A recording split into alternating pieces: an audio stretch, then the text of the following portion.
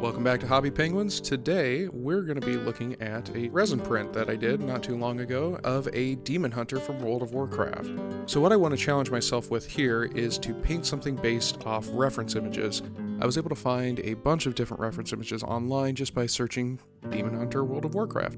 So I found this really handy guide here that gives you all kinds of information from the different tattoo colors, the palette for the character, as well as an overall look, as we can see in this last image here. So what I'm going to do is I'm going to try to take the character that I have here and mix a bunch of custom paints to try to match it as best as I can. So first thing I'm doing is starting off with the basic skin tone, which is kind of like a reddish pink color. So I'm going to apply that to pretty much everywhere that the skin's exposed, including the wings.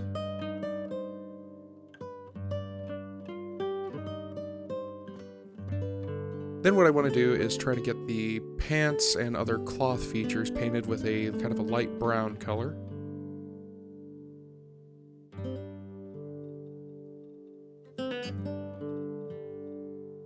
Taking care not to get it on the already painted skin.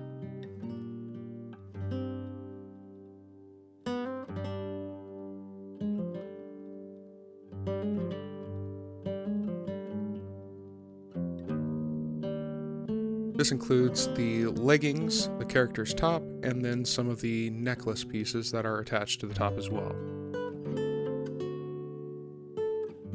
I'm then going to be using a kind of a special color. It's a purple mixed with a metallic to give the impression of purple armor. I'm going to apply that to the thigh armor. Then I'm going to be making somewhat of a teal turquoise color that I'm going to be using for the rest of the various bits of armor on the model, including the belt, the knee pads, and the shin guards.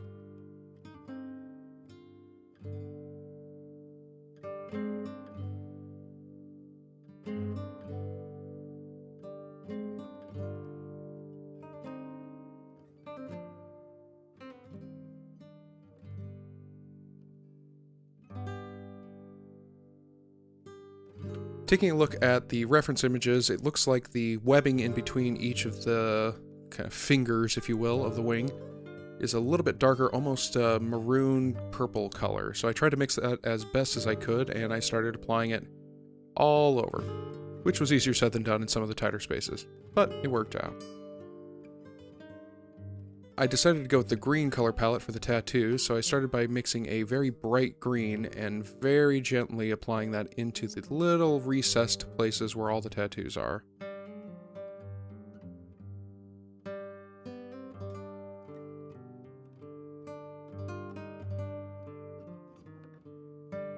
Developing a steady hand will help you a lot here. It took a little while, and if you make any mistakes and go outside the lines, since we're going to be covering it up later, you can always just kind of wipe it off and come back and do some touch-ups. For the hooves, I decided to go with a dark gray. I'll also be using this color on the horns, fingernails, and talons of the wings themselves.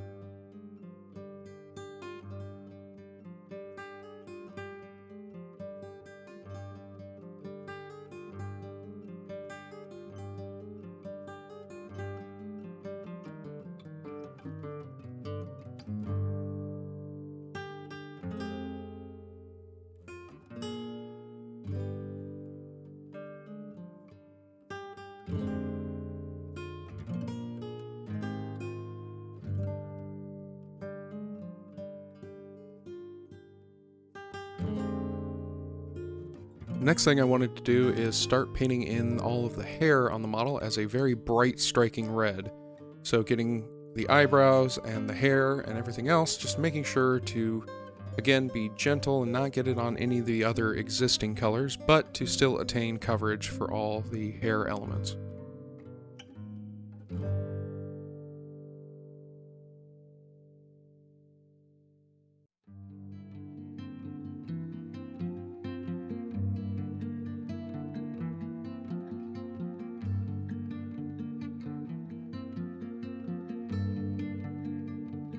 Next, using a off-white, almost tan color, I went ahead and painted all of the fur elements on the belt and some of the armor pads on the legs, as well as the wrappings on the arms.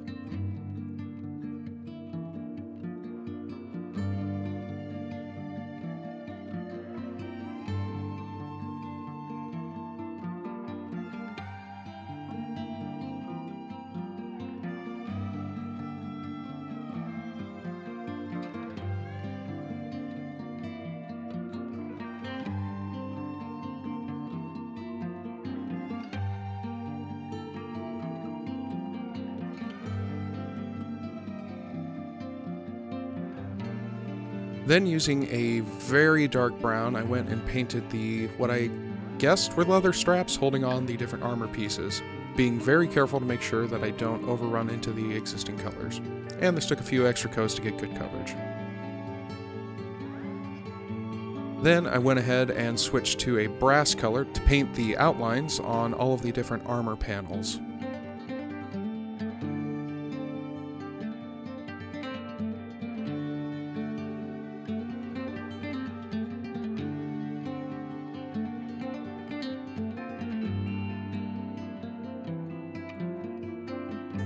I then highlighted the raised bumps on the purple and teal armor plates with a light silver.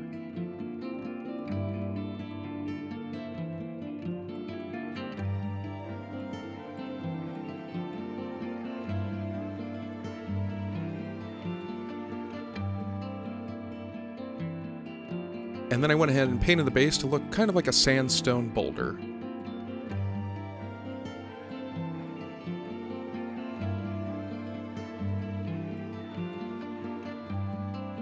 Alright, so now that we have all of the different basing colors finished, we have good coverage over the model, we are ready to move on to applying the wash. For this, I used a general black wash and applied it all over the model, taking care to make sure that I got even coverage and didn't let anything set for too long and end up creating coffee stains or tide marks.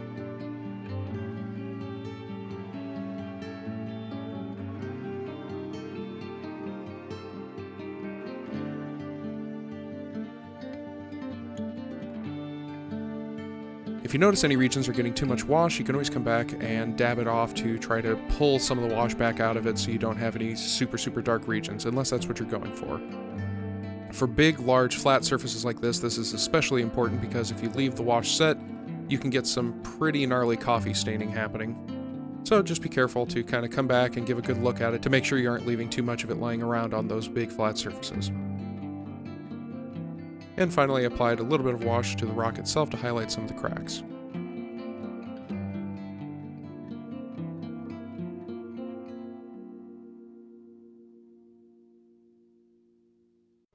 So now that the wash is applied, it's time to come back and start doing the highlighting.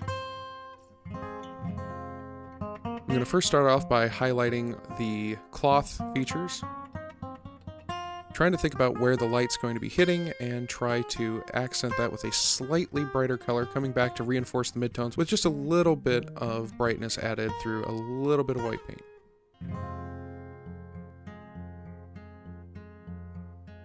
For this, it took a couple coats because I'm using a slightly watered down mix just to try to help everything flow evenly and not get quite as striking of lines between the different layers.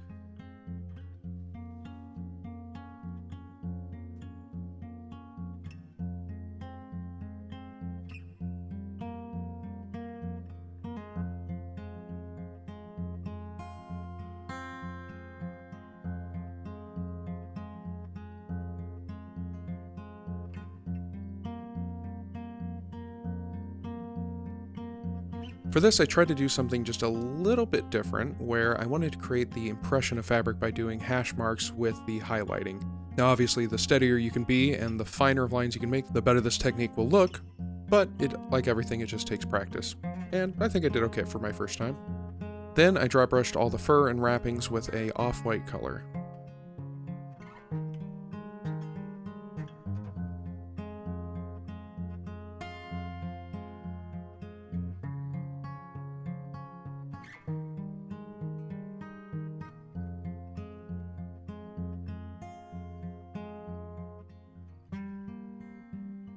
Using that same color, I did a similar dry brush technique on the boulder itself using a much larger dry brush. Tends to cover a little quicker and a lot easier than the small guy.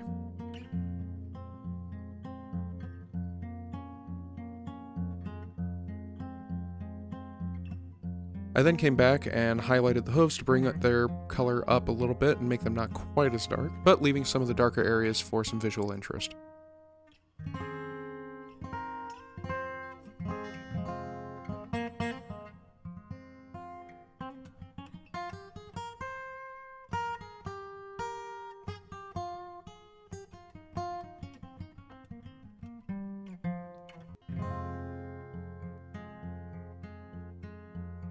Using the same gray that I used to highlight the hooves, I dry brushed the horns to try to pull out some of that detail, and then went ahead and started dry brushing a brighter red on top of the hair to bring back in some of the color and to separate it from the darker shaded regions. And while I was doing this step, I was also very cognizant of not getting the red paint on the rest of the model on the skin or horn elements.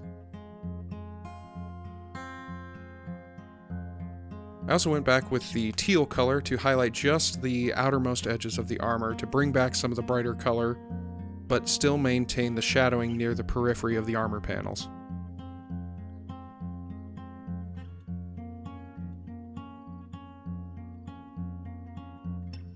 I then used the same red I used for the hair on the jewel elements to make them appear brighter and maybe even a little bit shiny.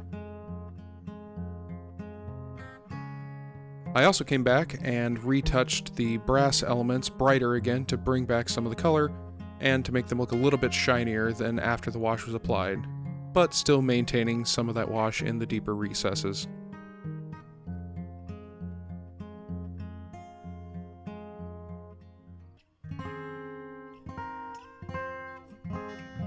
Once that was done, I went and grabbed some silver paint and gently dry brushed on some battle damage to the different armor panels.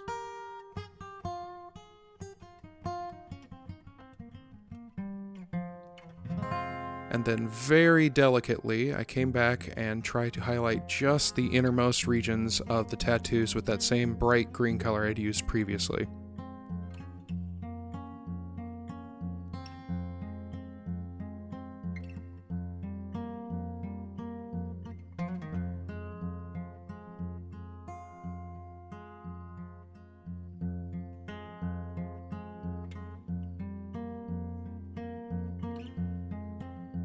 So at this point, I decided to try to paint on the eyes. As you can remember in the reference art, the character has glowing green eyes. So I wanted to try to replicate this, but it didn't exactly go as planned.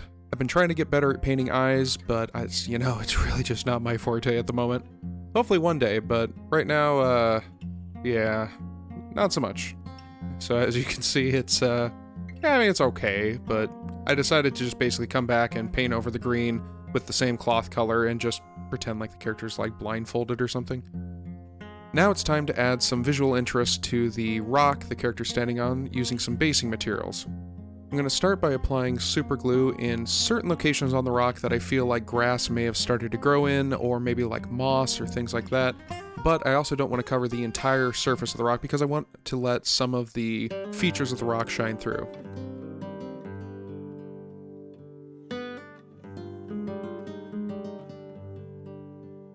Once it's applied, I go ahead and sprinkle on some of the static grass, and then dump off the excess.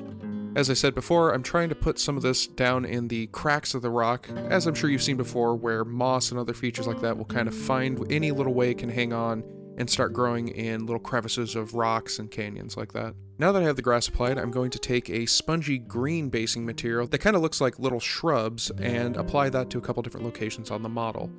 And if there's any spots where I want to try to build up more height, what I can do is I can put it down, grab a little bit more super glue, apply that on top, and then add a little bit more on top of that to try to make it look like a larger bush.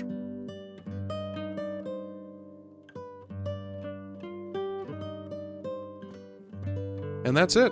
Our model is complete. So for my first try at trying to recreate a color palette based on reference images, at least for myself, I think I did pretty good. There's definitely a lot of things I could do better. Certainly the color matching could probably be a little bit better. Again, I want to really improve on my ability to do eyes on a character. And then I also like how the green really accentuates the rest of the tattoos, though I will say I would like to maybe make it look a little shinier in the future, more like it's actually glowing, as opposed to just a bright green, like paint on the character. But I think overall it looks pretty good. So once again, here's an image of what I have painted versus the reference photo I used to paint it. And like I said, I think it came out pretty good. If you like this video, please be sure to like, subscribe, share it with others, post it on Twitter, Reddit, whatever you feel like, and thank you for watching.